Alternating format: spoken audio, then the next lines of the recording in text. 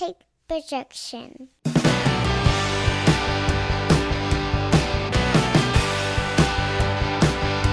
It's Friday morning, and you know what that means. It's time for another episode of the Alabama Slam podcast. I'm your host, Corey Hanna. What's going on, guys? It's Patrick Akers. And we apologize for being off last week. What had happened was your boy was having a little bit of a mental health episode and just needed to take some time off work. And Patrick and I usually record after work on Thursday.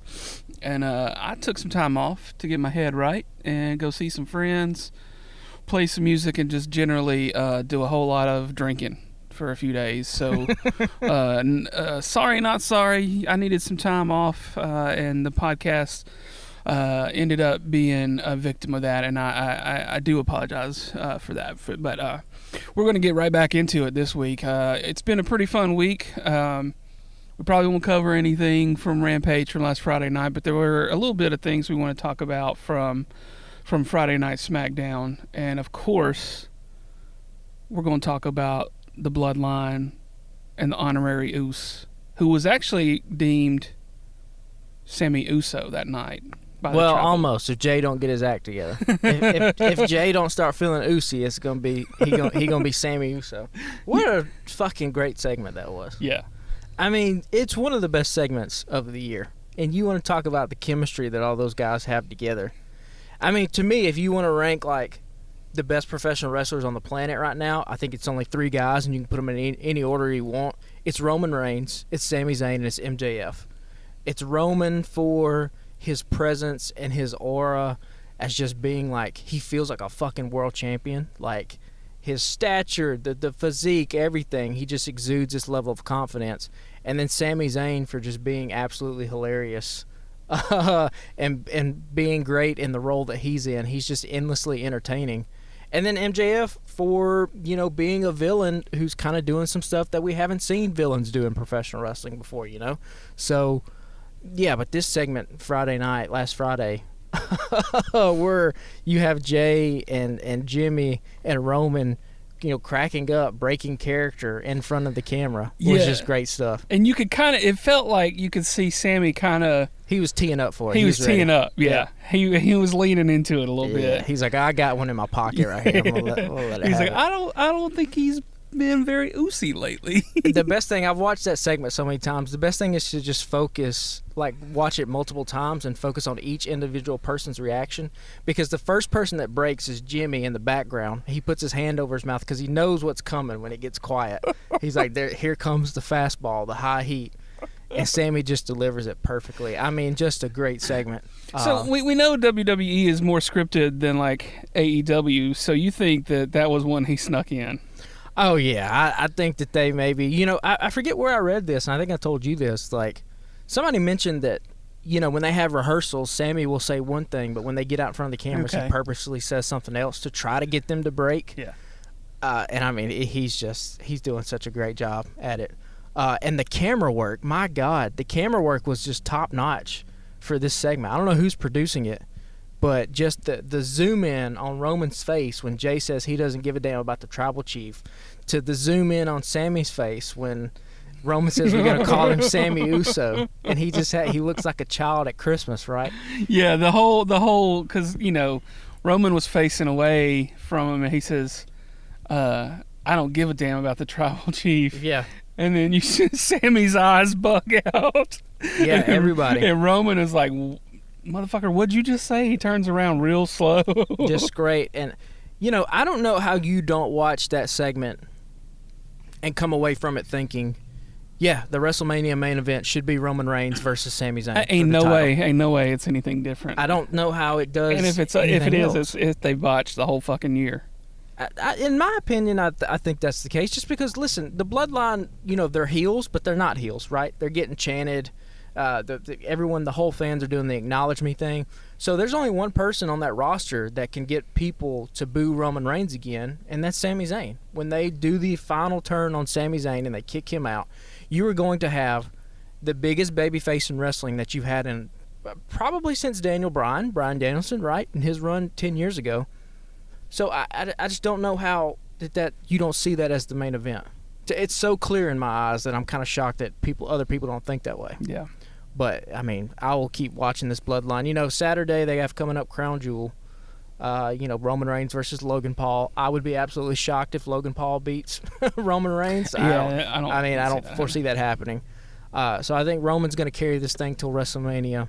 But, you know, I'm invested, hook, line, and sinker. This has been, you know, it's been one of the things that's got me back into WWE. So it just continues to be great. And these guys are, this is something that we're going to look back 5-10 years from now and be like, oh, man, that was such a good time in wrestling, you know? Yeah, so let's get into the Bray Wyatt segment also for the evening. They continue to do the interruptions with him, and it's pretty cool. Like, they're doing something cool, but at some point, he's got to put hands on somebody, or he's got to have some sort of interaction, right? Yeah, so it was the Uncle Howdy reveal, which, again, it's cool. It's kind of like a guy in a weird-looking mask, kind of uncanny valley type thing they have going on. I mean, how much longer can they stretch this out, though? I mean, it is interesting. It's compelling. Sure. But, you know, it's wrestling. It's not Broadway, right? Like, at some point, somebody's got to try to get physical with somebody. Yeah, and a lot of people seem to think that it could be his brother. It could be, yeah. I mean, it sounded like Bray's voice, though, right? Yeah, I mean, yeah. But, I mean, it could be his brother under the mask. You know, they could just be throwing people off the scent at this point. I mean... Yeah, I hesitate to even try to venture where they go from here because, hell, I don't know, like, what's going on. But, you know, Bray is a special type of performer, and this is what he excels best in. You know, the matches a lot of the times aren't that great. He's serviceable in the ring, but he's not, you know, he's not a Kenny Omega or any of those guys, right? Seth Rollins, he's not that level of athleticism in the ring, but this is what he's the best at, and hopefully my only fear is that it gets kind of stale before we go anywhere with it. But again, he'll be at Crown Jewel Saturday. You know, maybe we get some more answers as to who his first feud is going to be against. Maybe he gets involved come Saturday. Yeah. So anything else you think we should touch on from SmackDown, or do you want to move into Raw? No, we can move on from Raw. Honestly, I don't even remember. It was Sami Zayn and Bray Wyatt.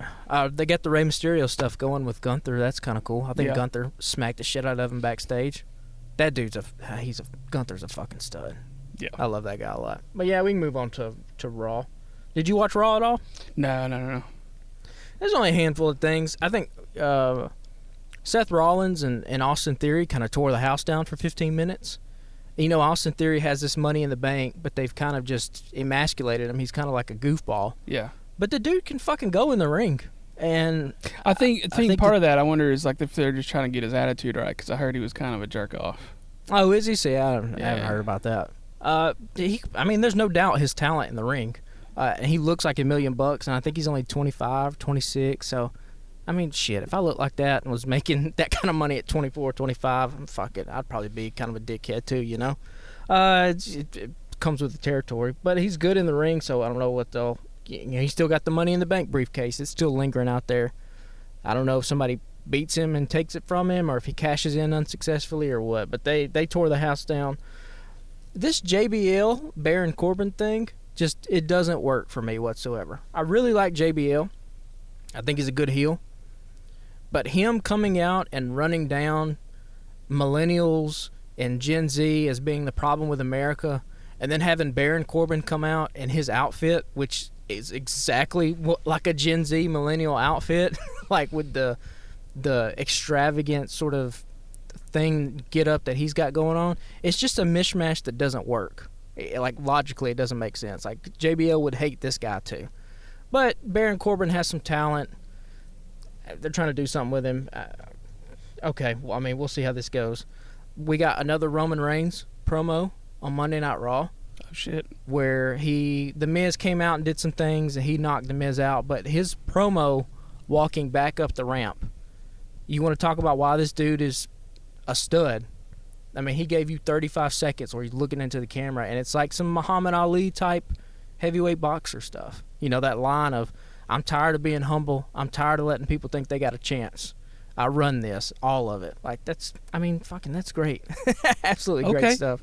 Okay, boss. And just the growth that he's had from just where he was at 5-6 years ago to where he's at now. They've finally nailed this character, and kudos to everybody that has been involved in this rehabilitation project that is Roman Reigns, because it's paying off, you know, in high dividends. I mean, this dude he's a stud. I don't know what else you can say. Like, he's just a stud. And then what was the other thing? So Rhea Ripley is getting involved with some men's matches, which I think is kind of interesting. You know, we haven't seen really any big-time professional wrestling company do intergender matches on this kind of scale. We've seen it in a lot of the American indies. Candice LeRae, for example, who was on Monday Night Raw, was really a women's pioneer in that regard with PWG. I think they have something with Rhea Ripley here, getting involved. You know, she body slammed Luke Gallows a couple weeks ago. This week she gets involved again with a low blow. The problem is she's positioned as a heel, and as soon as one of these dudes gets physical with her, you're immediately going to make her a babyface, which I'm not saying is probably not that probably is the right way to go with her. I think she has a lot of potential. But for some reason in my head, I've just fantasy booked like her versus Dominic Mysterio at WrestleMania, and she beats Dominic, and like I just think if you want to make Dominic a heel, like a big time heel, if he punches Rhea Ripley on one of these shows, the level of heat he's going to get will be astronomical. Yeah, are you willing to put that on that kid? Well, I mean, there's only two things you do with him. Either you do the match with him and his dad at WrestleMania, or you do the match with, you know, you break apart Rhea Ripley and Dominic, and you rip apart Judgment Day. Because, I mean, the Judgment Day right now, they're going up against, you know, Styles and the Good Brothers. How much longer does that last? We don't know. But, you know, Rhea Ripley's kind of doing nothing in the women's division. So if you're not going to have her challenge for the title, then you got to have her get physical with one of these dudes and have a match. And why not have it up against Dominic Mysterio at WrestleMania, and she beats the shit out of him. And now you have a huge babyface star. You got basically the Brock Lesnar of the women's division. So I think that's all I had from WWE, though. All right. It's still good stuff, although I think kind of the momentum for them has kind of slowed down. You know, when Triple H first took over, it was hot and heavy. It was hot and heavy. There were a lot of people like, oh, you know, thank you, Triple H, all this stuff. That seems to have kind of died down a little bit online, which is understandable, right? Like, you can't... Sure, I mean, how long can you sustain that? Yeah, you can't have bangers all the time. They can't all be Cowboys. They can't all be Cowboys, right. And that's a good segue, because last night for AEW Dynamite was fine. It was a good show. I'm not trying to shit on it, but... You know, about a month ago, we had a real strong run of 4 or 5, 6 shows in a row that we just, every week it was a fucking banger. And last night was okay. Not any matches we're going to be talking about for a while or anything, I don't think. But is Ricky Starks some good stuff. Is Ricky Starks dead? He might be, because they sure as fuck aren't putting him on TV. What's going on? You know, I kind of wondered that. I was like, well, are they just letting the Jungle Boy thing die out? And then he showed back up. He had been off for a couple, 3 weeks, it seems like, but I could be wrong about that. But so this show had no Ricky Starks, no Eddie Kingston, yeah, no MJF, who's involved in literally the biggest story in the company now. In 2 weeks. It's wrestling for the thing. Was barely any... They ran a recap package of him getting put through the table, and they did a backstage segment with William Regal where he gave like a little 25-second thing, but really was hardly talked about on the show. Yeah. This was basically another ROH show. Yeah. I think that's a problem, right? Yeah, you know, I get it if you're trying to push ROH big time, because it feels like the only reason that they should be doing this is that a TV deal is imminent. Otherwise, you're just fucking around at this point, because there's lots of other matches and angles that could be carried. The pay-per-view's in 2 weeks. We have 2 matches. Give us some fucking Ricky Starks and Eddie Kingston, and I mean, fuck, there's so many other people that could be wrestling right now, and we've got Ring of Honor every week. But yeah, like I said, I don't want to shit on it too bad, but let's get into it. We got Darby Allin first versus Jay Lethal. And this one was okay. You know, we hadn't seen Darby in a few weeks. Like, he had kind of put it out there that he wished that he could disappear for a little bit, meaning he's basically on TV every week, right? and like every once in a while, like maybe he'd like to not have to be on TV. Or maybe not get thrown over the barricade Yeah. and get hit with guitars over the head.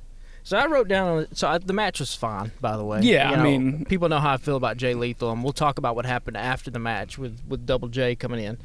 But we say this all the time with Darby: here for a good time, not for a long time. This dude won't make it in the wrestling ring till he's 35. I don't know how old he is, 27, 28 or something. Enjoy it while it lasts, because it ain't gonna last long. He took a bump over the table into the barricade, so that's one. That's a big time bump. He took an apron bump, which hurts like hell. He then took what was either going to be a backdrop or a flapjack, I don't know which, and turned out to be neither, and he just spiked down on top of his head during the commercial break from about probably 15 feet high. Thought he knocked himself out. He ended up being fine. Then he did the bump off of Satnam, where he was doing the dive, Oh, and yeah. Satnam just stood there, and he took that bump, so nobody caught him. And then at the end, he takes the guitar shot from Jeff Jarrett. And was bleeding a little bit. I don't know if they put He was laying in a fucking puddle of blood. Now, whether that was fake somehow, so real I don't know. quick- I don't know if that was a pack. It looked like it was probably a pack because he had it on his hand too. Okay. So maybe it was a pack that he smacked up against the back of his head. Who knows? But I mean, that guitar shot, like, even though it's gimmick, that still has to hurt. Yeah.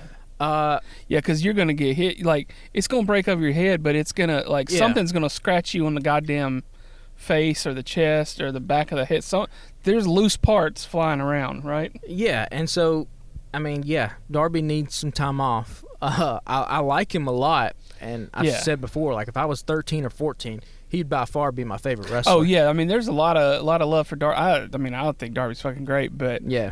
we're gonna kill my man's. Yeah, we got.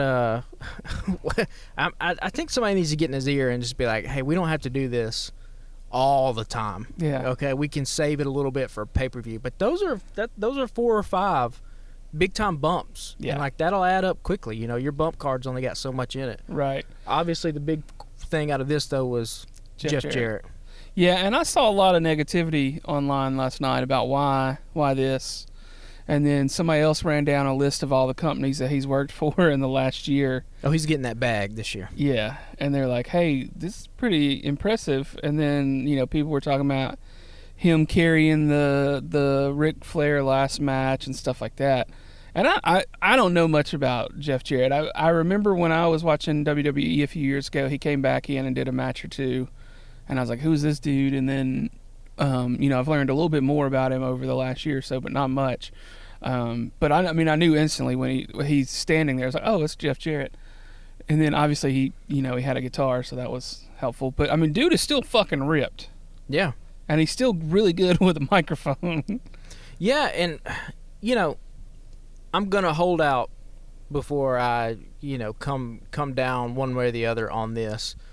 I will just say I have a sneaking suspicion that come February we're gonna be on this podcast and be like, "Hey, you remember when Jeff Jarrett hit Darby Allin over the head with a guitar back in November?" Like, Yeah. remember how nothing came from that? Because it feels like AEW does so much of this stuff, right? Where something will pop off, Yeah, and then in 6 weeks you're like, Dan Lambert, you remember him? Like, where'd he go? I think part of the problem with last night was he came out and made the big proclamation about how he was there's gonna be a lot of body bags and this, that, and the other. But they said not too long after the end of the show, on Twitter, that he was signed for like head of talent relations or some sort of or a business something. Yeah, business it was a development. similar role that he had to WWE Yeah. in the last few years. But so, if that's the case, like, we don't need those people on TV every week. Like, and we don't need you out there making big proclamations. Come out there, make a statement, maybe get in the ring a couple times, and then just disappear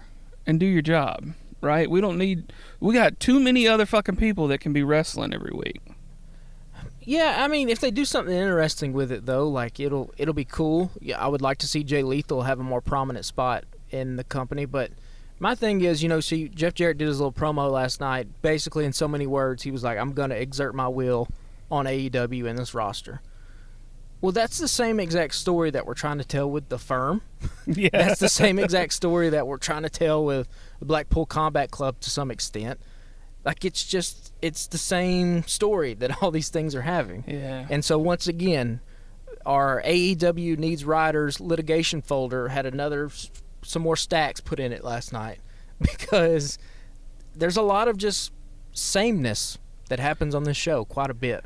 Yeah. And just from a narrative point, you're like, my God, can we do something else a little bit? And I think the reason we're so much more critical of AEW than we are WWE is that because like we know the mechanics of WWE, right? It's there to turn a profit, and it's this big, humongous corporation, and like they have to play within a PG television rating, so there's certain things you just can't do. AEW has so much potential to just do really great things, and they've done really great things in the past. Yeah. So when we have these shows like this where for about 2 or 3 weeks now it's kind of just been frustrating, or we feel like we've just been spinning our wheels, you kind of go like, God, there's so much potential here. Like Yeah. we see the inklings of greatness, and then we just get things like what happened Wednesday night. Yeah. So it makes it frustrating, but I don't know. I want to move, keep it moving a little bit. Then from there we go to the Elite package, and I don't know if they're trying to get in on the White Rabbit hype and do some sort of crazy thing with all that leading up to the return of the Elite. But whatever they're doing, it doesn't seem to be working for me. It's not working for me either. I think it's cheesy. Yeah. I don't know exactly what it is. I know obviously they're going in and removing the Elite from certain scenes and replacing things and this, that, and the other. And you got a little bit of a look into it last night with somebody sitting at the desk in front of an Avid edit system and so on and so forth. But like, I don't know. It seems like the timing, they'll come back at full gear. Or they'll just come back eventually. Yeah. Like, to me, these packages don't do anything. It's not going to make the pop any bigger when they come back. So, yeah, and also, but if they're doing that, like, why are they reporting that the Elite have been backstage the last 2 weeks? Like, why would you report that? Yeah. Who needs to know that? Well, it's just, that's dirt sheet. Yeah. That's just dirt sheet stuff. They always do that. I don't know. But yeah, these packages are right. I mean, I'll give them credit for trying to do something creative and think outside the box. That's something that we've been pushing for. Not having everything just be a match in a backstage segment. You can tell other types of stories in different ways. Yeah, but where they're missing on this, they really knocked it out of the park, and that's another one we'll get to towards the end of the show. Right, which is just, the schizophrenia of this show. Yeah. Back and forth. So the next match was, I don't want to spend any more than 30 seconds on it. Honestly, it was Moxley versus Moriarty. I can one of these days I'll figure out how I'm supposed to pronounce the name. It's Moriarty. I can't make my mouth work on that. It's fine. I don't know why we have to put Moxley out there versus somebody every week. Like, he's a fucking champ, man, and it feels like these interim things are just running him in the goddamn ground. And I wish they wouldn't do it. But that's really my only thoughts on that one from last night. I don't know. You're not telling a story in any sense. Yeah. I mean, I guess one big highlight from this match is if you had any doubt in your mind who the biggest star in Baltimore is, it's clearly Lamar Jackson. I knew as soon as, before they even said it on the broadcast, and the arena started going crazy, I was like, oh, fucking Lamar Jackson just walked in the building. Yeah. And sat down and... yeah, he basically just took over the show for like 2 minutes. Yeah. Because the crowd was they started chanting MVP. And you saw heard Excalibur be like, oh, yeah, our MVP, John Moxley's like, nah, bro, ain't nobody care about this match right now. Lamar walked in the building. I guess the only thing from this is like, they're clearly trying to position Ethan Page and Stokely Hathaway as the two big stars from the firm because Ethan Page got to go on commentary. Stokely Hathaway was out there. We saw Gun Club in this show, and we saw, I'm blanking on it, Morrissey. But yeah, Page and Stokely seem to be the guys who are going to be positioned as the top guys, and I'm not mad at it. Ethan Page kind of has everything, right? He's got the look, he's got the promo skills. He's somebody that we've been wanting to see more of. So if coming out of this, we get to see more Ethan Page, and he's positioned higher atop the card in AEW, I guess that'll be a good thing. But yeah, this match is what it is at this point. So next up, there was the interview segment with Renee Paquette and Soraya, and Britt Baker was supposed to be there, and they had this whole stage drama about she didn't show up, this and the other. She had a place later in the show. And the thing there was that, she asked Soraya about coming back and the different atmosphere or whatever, and then, she just got straight to the point, was like, are you going to wrestle? And Soraya said, well, I've got one more person I need to see next week, one more doctor to consult with. Which will be Britt Baker. Yeah. That'll be it. The only thing I had from this segment is this is what you bring Renee Paquette in for. This was a perfect use of her, and she's such a Swiss Army knife. You can do so many things with her, and so having this set down thing was really great for as short as it is. It didn't run too long, so yeah. Yeah, get in, get out. Yep. Keep it moving. And Renee's doing a fantastic job. You can tell people like her backstage, and you need that kind of thing. Yeah. I think it's very helpful. So the next segment was the Daddy Ass birthday party. They let some of these segments go just a little too long. It felt like it was getting. I was like, come on now, it's been funny, but it's starting to get a little boring. And then they started wrapping it up, and then the Ass Boys come out to interfere when he's about to sign the thing where he's adopting the Acclaimed, which was kind of funny. Yeah. And so they come out and they're mad, and they come out and try to beat the shit out of everybody, and then FTR interferes basically just to be like, hey, we got an eye on those titles y'all are holding there. Yeah, I mean, we love the Acclaimed. Every time their music hits, they get the biggest pop. Listen! They're a super over tag team. The reason why this segment fell off, though, is because literally, was it last week? Was it Rampage or Dynamite when Swerve went horror movie villain and fucking assaulted Billy Gunn? Was that 2 weeks ago? Yeah, we missed that part. So, hey, man, why are you out here celebrating when dude went damn near homicidal and fucking took pliers like it's a damn 1985 Sylvester Stallone or Schwarzenegger movie to some poor guy's fingers? Why are y'all not trying to get retribution? It was funny that they used that angle in the storyline where his fingers are all fucked up to put a set of foam fingers on him. Yeah. There's new merchandise. Great unveil there. I'll give them points for that. Yeah. So that he can scissor with the foam fingers. That shit was funny. Props for that. Yeah, that was great, but again, why does AEW need writers for stuff like this? Logically, this makes no sense. Why were they not on a warpath to try to find Swerve and beat the ever-loving shit out of him backstage last night? Yeah, you took my man's fingers. He broke his fingers. Yeah. Why was Swerve not suspended? You can just do that? You can kidnap people and break their fingers? At least on, WWE with the Dexter Lumis stuff. Dexter Lumis is not an employee of WWE, right? And he's kidnapping the Miz, which we'll come back around to that because they actually did. I completely forgot about that on Raw. They did a really good explanation about the Lumis stuff. Well, that's logically the Lumis stuff makes sense. This makes no sense. Swerve kidnapped Billy Gunn, broke his fingers, and then everybody just showed back up to work next week, acting like nothing happened. Yeah. I don't know. It's just, again, these logical jumps that I know it's wrestling, but still, it's got to make it make sense, Make it make sense, for sure. So next up, Jericho versus the former Ring of Honor champion, and it I don't want to say it became clear to me, but a couple days ago, I was like, okay, what if it's Colt Cabana? Because there was something in one of the headlines somewhere that said Colt Cabana said he's unsure if he's going to have a spot in the final Ring of Honor pay-per-view. And I was like, okay, well, why is that a thing? Unless there's going to be a situation happen. So I started thinking, well, he's going to be the guy that's the former champion. There were all these other speculations. So last night, they say, okay, here's Jericho, he's in the ring. He says, okay, well, now I'm going to fight a former Ring of Honor champion. And then you hear, boom, boom, and the music hits.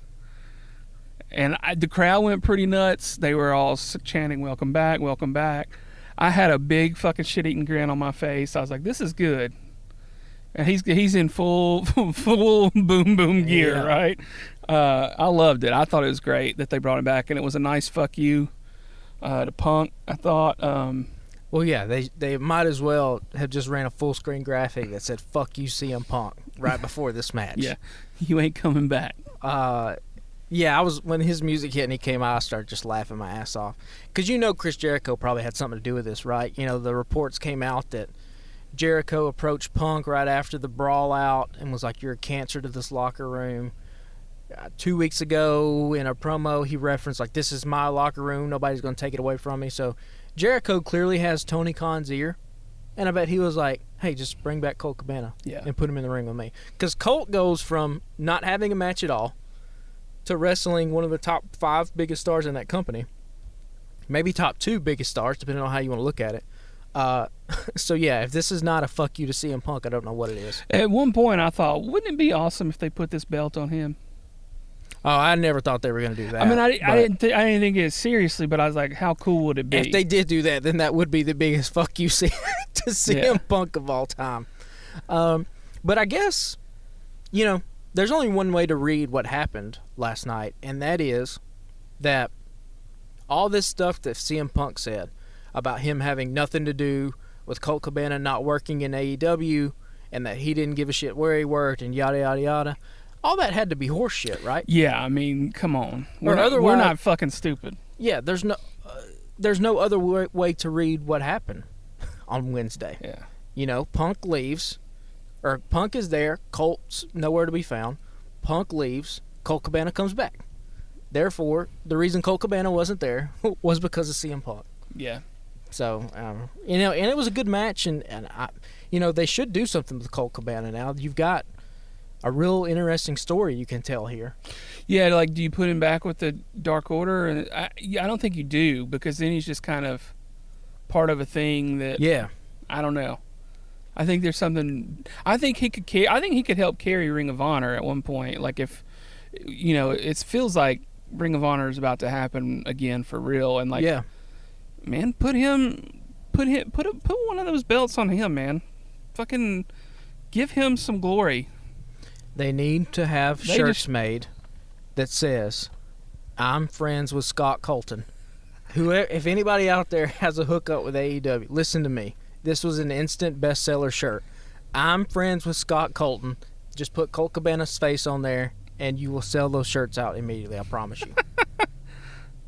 Do it, because if you don't, we're gonna do it. Well, we can't. Well, we would, but we can't. I mean, it'll get taken down real fast. But, yeah. So yeah, I mean, there's not a lot to say about the match. I didn't even really want to talk about the match. I just want to talk about them bringing it back. So yeah, I feel like we could kind of move on. Next up, we had Luchasaurus versus Rey Fenix versus Orange Cassidy. There were some really good spots in this one, man. They had some spots where they're trying to make Luchasaurus look like a monster, and they did a pretty good job with that. Rey Fenix is always going to get in a couple of good spots, and Orange Cassidy, he'll look like he's getting the ever-loving shit beat out of him for a while, and then he gets something about him. They're giving him this whole thing at the end of his matches where, like, he doesn't get affected as much, and he got in some really good.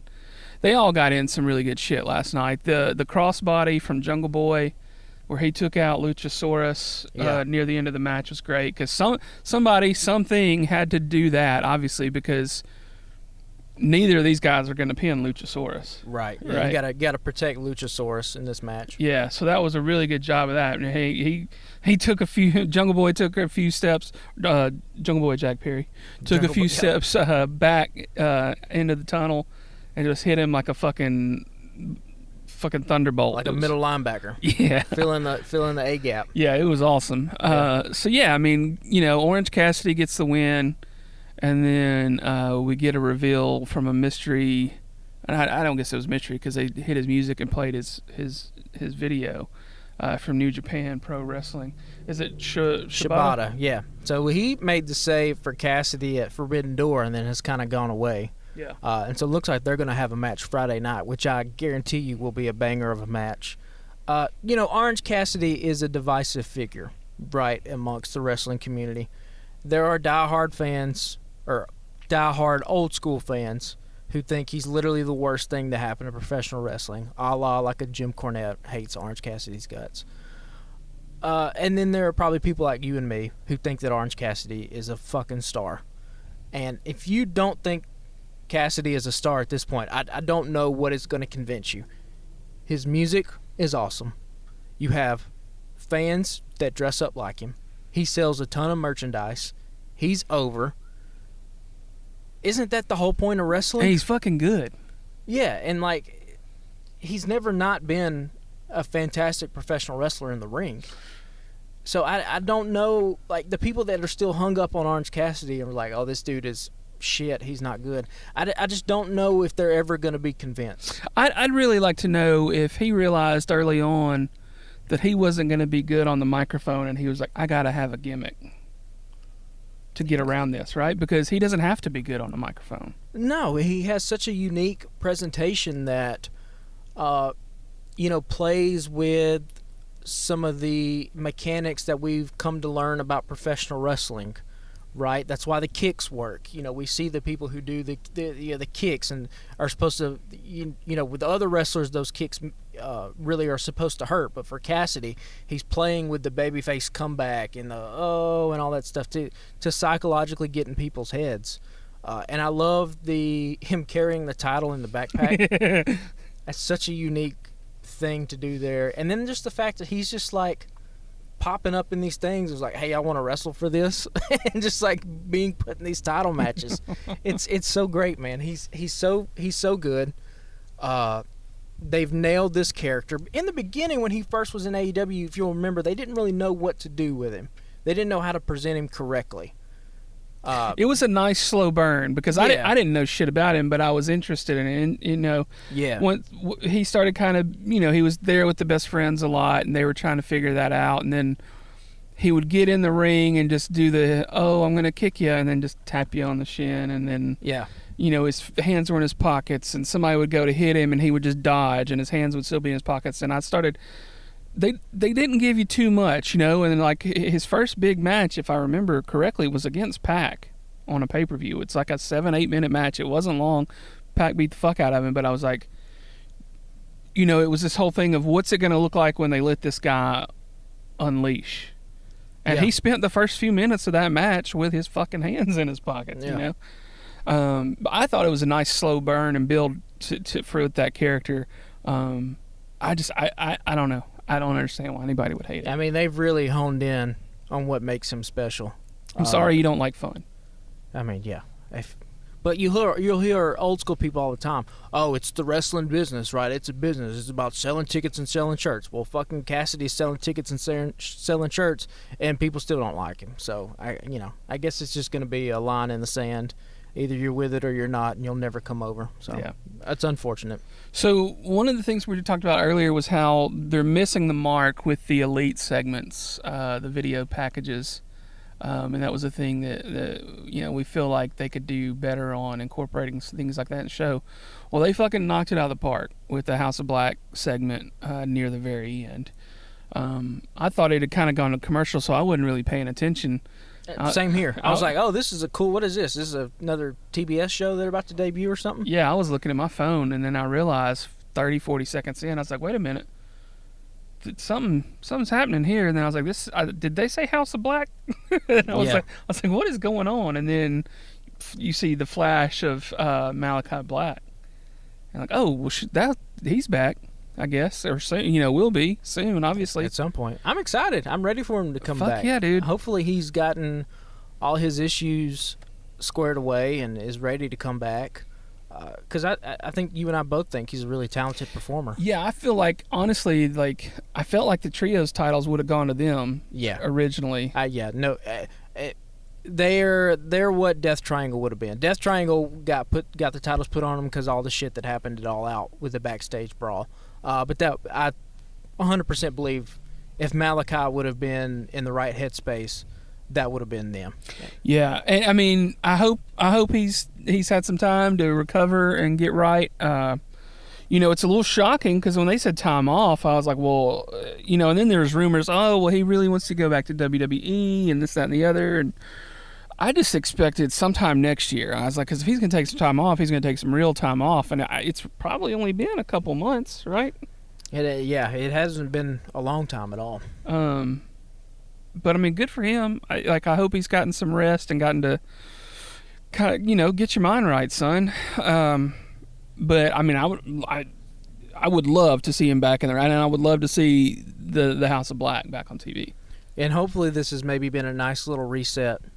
So when they come back, it's the Malachi that we got when he was kicking the shit out of Cody Rhodes and squashed him, and he was looking like he was really about to elevate to the very top of the card. Yeah. Because I think there's a lot of potential there for that group. And it's just the right amount of spooky and supernatural without it being childish and cartoonish. So, yeah. And now they have the added element of Julia Hart, which is something they didn't have when Malachi first came into AEW. So she's just another good part of that stable. So I'm excited about them coming back. Yeah, I'm for it. I'm not against it. Let's the last one for the night was Brian Cage versus Samoa Joe. Good match. I thought at one point he might have damn near broken Samoa Joe's face with one. I don't remember the name of the move, but Samoa Joe damn near got planted on the mat, and it looked like it. I was like, his face is gonna get hurt, like a motherfucker tomorrow. But Brian Cage looks badass. He's got the personality of a fucking brick, but he looks great in the ring lately, and they've been giving him a little push, but I'm fairly certain he did the WWE sign with his hands last night in the air, a la Bret the Hitman Hart when he went to WCW. I don't know what his contract looks like, but it looked like he did the WWE sign last night. I don't know if y'all saw it. Holler at us at Alabama Slam Pod on Twitter. Yeah, I missed it, if that was the case. Somebody else on Twitter, I went looking for it. I searched Brian Cage and then just clicked latest on Twitter, and somebody else said the same thing. So I wasn't the only one that thought it. But yeah, it was a good match between these two guys, and set up for a little melee there at the end. And it looks like they're going to try to pit Powerhouse Hobbs against Samoa Joe soon. Well, Powerhouse or versus a Wardlow. Yeah. This is fine. This can't be how we end a Dynamite 2 weeks before one of our big 4 pay-per-views, though. Yeah. This is a problem. Like, this should have been first, really. And they should have had a different main event that involved somebody else. Nothing against Samoa Joe and Brian Cage. It was a good match, but does anybody care going into Full Gear, Yeah. This is about Moxley and MJF versus William Regal and their little thing they have going on. So that is the main story, and therefore if that's the main story, that should be something to do in the main event. So, I'm just against it just on principle purposes, but, Wardlow versus Hobbs, that'll be cool. I'm glad that Hobbs is being presented as some kind of big threat. And hopefully it will break up this War Joe tag team, which should have never been a tag team to begin with, or whatever the hell they're doing with them. Yeah, I'm not for that. So, yeah, we'll see. Overall, it was kind of a disappointing episode of Dynamite. Although I will say, for as much shit as I said that the Swerve stuff logically doesn't make any sense, their backstage segment with Rick Ross was hilarious. And I love that they're getting more hip-hop guys. It makes Swerve look like a bigger deal. And if I can just get Rick Ross shouting into a microphone accusations, false accusations every week, that's going to be such a good meme that I'm going to use from here on out. That segment was just fantastic. I was laughing my ass off the whole time. Does it make sense for what happened last week? No, because Swerve went from maniac to hobsnobbing with rappers in a span of a week. Yeah. But Rick Ross yelling accusations. He's my MVP of the night, Rick Ross. Yeah. So we didn't do a Twitter prompt of the week this week. We wanted to cover a classic promo. Patrick asked me yesterday if I'd ever seen the Hard Times Dusty Rhodes promo from back in the day, and I hadn't. So I watched it yesterday and then on my lunch break, and then I went searching for other classic Dusty Rhodes promos and found a little segment from one of Stone Cold Steve Austin's podcasts where he was talking about that promo and how he had been a big fan of Dusty growing up, and his mother went to high school with Dusty, et cetera, et cetera. And then I watched the Hard Times promo again on my lunch break today. Just good stuff all around. I'm glad Patrick hit me to it and wanted to discuss it this week. So this was, I guess it popped up on Twitter because last week was the anniversary of this promo. I think it was October 29th, 1985, something like that, around that time. Shout out No Context Dusty Rhodes on Twitter. Guys, if you're not following No Context Dusty on Twitter, do yourself a favor and follow that. It is the best account. Like, you want to talk about one of the best wrestlers ever who had just an enormous gift for gab. It's fucking Dusty Rhodes. There's nobody like him. And I really do think this Hard Times promo is the greatest wrestling promo ever, just simply because it transcends wrestling, right? And I think these moments where professional wrestling is at its tip-top artistically are those moments where it becomes bigger than wrestling itself, right? A big part of the Stone Cold versus Vince McMahon feud wasn't just, Stone Cold was a beer drinker and was flipping birds and was the coolest guy on television. It did have an underlying sort of story of a blue-collar worker kind of taking it to the man, right? Which at that time in the 90s, with the way America was going and our economic and political discourse, like, there was an underbelly of that was kind of coming up to the surface. And this Dusty Rhodes versus Ric Flair and what would eventually become the Four Horsemen, same kind of thing, right? A blue-collar worker going up against the elite of society and really taking it to them. And at parts, if you've never watched this Hard Times promo before, or if it's been a while, I encourage you to go watch it again. Yeah, it's only about 3.5 minutes. It's 3 minutes, and he hits on everything, right? He's the perfect babyface in this promo. He thanks the fans. He thanks the organization. He pulls it outside of wrestling and pulls it back to people, put hard time. Ric Flair put hard times on my family. The computer, the auto workers. And then at times he takes on the like of a Baptist preacher, right? Reach out your hand and come with me, right? The love that you've given me, I'm going to give back to you. I'm going to win this World Heavyweight Championship for both of us. It's fantastic stuff, man. And it's art. I don't know what else to say other than it is art. I wrote down my favorite line was when he was talking about, people getting fired from jobs and hard times and this, that, and the other. He says, he's talking about one of the factory workers that's worked at the job for 30 years. You give him a watch, kick him in the butt, and say, a computer took your place, daddy. Yeah, that's hard time. That's hard times. And just, the spoken word, the hitting over the chorus of hard times over and over and over again. Like any good babyface, he brings it back to the fans, It's not about him in that moment. It's about all the fans, right? The World Heavyweight Championship doesn't belong to Dusty. It doesn't belong to Ric Flair. It belongs to the fans. And he's going to bring it back to where it belongs, back to those fans of Mid-Atlantic Wrestling. And so, yeah, it's just absolutely fantastic stuff. And Dusty, so influential to a lot of guys. And is really missed, I think, in wrestling. We really don't have, racking my brain right now, I guess the closest thing to Dusty Rhodes would be an Eddie Kingston right now. This kind of underdog,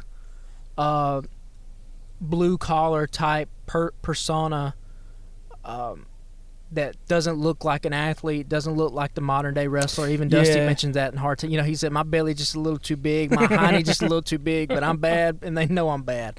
Like that, I think there's room for that character in wrestling again. I think that we both have hoped Eddie Kingston kind of fulfills that role, and I think he has the skill set to do it. Now, whether he gets the platform to do it is another thing entirely. But yeah, if you've never seen Hard Times promo, or just have familiarized yourself with Dusty Rhodes, go back and watch a bunch of his matches are on Peacock.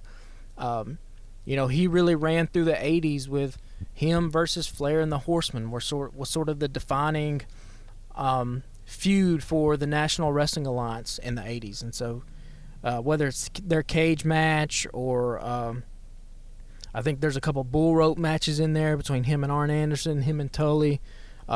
Great stuff from Dusty Rhodes. One of the best ever. So before we get out of here, hit on the thing about the Miz that you wanted to talk about that you forgot. Oh, yes. This was perfect. Monday Night Raw. So I told you a couple weeks ago the two things that really got me interested in WWE again was Sami Zayn and Dexter Lumis. Well, Johnny Gargano had a just absolutely fantastic segment on Monday Night Raw that was so comical, where Byron Saxton is basically playing the role of this 60 Minutes reporter, and they did the whole get up, where how in 60 Minutes where the reporter will sit on the stool and intro the package in front of the little book thing. Yeah. They did that. And Johnny Gargano basically laid out this whole feud perfectly, where he was like, hey, Miz is a celebrity. He wanted a celebrity stalker. He found Dexter Lumis, which is why, their first sort of interactions together were just glances. And then he was like, look at him here when he chokes him, like Miz is going with it. And he's like, but then the Miz stopped paying Dexter, so now Dexter's legitimately pissed off, and that's why the Miz is attacking him, because Dexter wants his money. He just laid it all out perfectly. All these questions that we had about how were we going to wrap up this story? When were we going to get the actual truth about what's happening? And they wrote it perfectly, and logically it makes all sense. Where you watch the package and you go, oh yeah, that makes sense. So just again talking about making it make sense, connecting all the dots, just absolutely wonderful stuff, and from everyone involved: Miz, Lumis, Gargano, Byron Saxton. This is a great use of Byron Saxton. So I hope that they keep this little thing of him going forward, where he plays like this super serious journalist and WWE investigates. They need to keep that going because it was great stuff. Love it. Well, if you don't already, follow us on Twitter and Instagram at Alabama Slam Pod. Patrick's kind of taking over the Twitter and doing a good job with that, keeping some tweets out during the week. Way smarter about shit than I am. So give us a follow there, and follow the Alabama Take on Facebook, Instagram, or Twitter. It's sort of our network of guys and girls that we work with. We've got several podcasts going over there, and people writing every week. Patrick wrote another wrestling piece last week on the site, and me and some of my best friends in the world released another episode of our Star Wars podcast this week. It's called We Are a Star War, and we recapped episodes 4, 5, and 6 of Andor on Disney+. So yeah, give us a follow, Twitter, Instagram, at Alabama Slam Pod, and review us on Apple Podcasts. Please rate and review us. Give us stars and the actual review.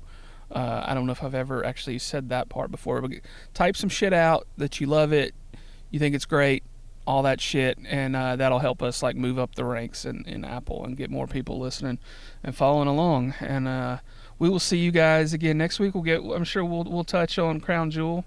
We'll hit some Crown Jewel stuff. I'm sure there'll be some more development between Sami Zayn and MJF has to be on the program next week, right? I mean, yeah. So I guess we'll hit on that too. Yeah. Fingers crossed, I guess. I mean, who fucking knows? And just keep the APB out there for Ricky Starks. Maybe he's somewhere. I don't know. He's clearly still looking fly on Instagram. That's our next shirt is Who's Seen Ricky? Who's seen Ricky? Who's seen Ricky? Where's Ricky at, y'all? All right, appreciate it. We'll talk to y'all next week. See you.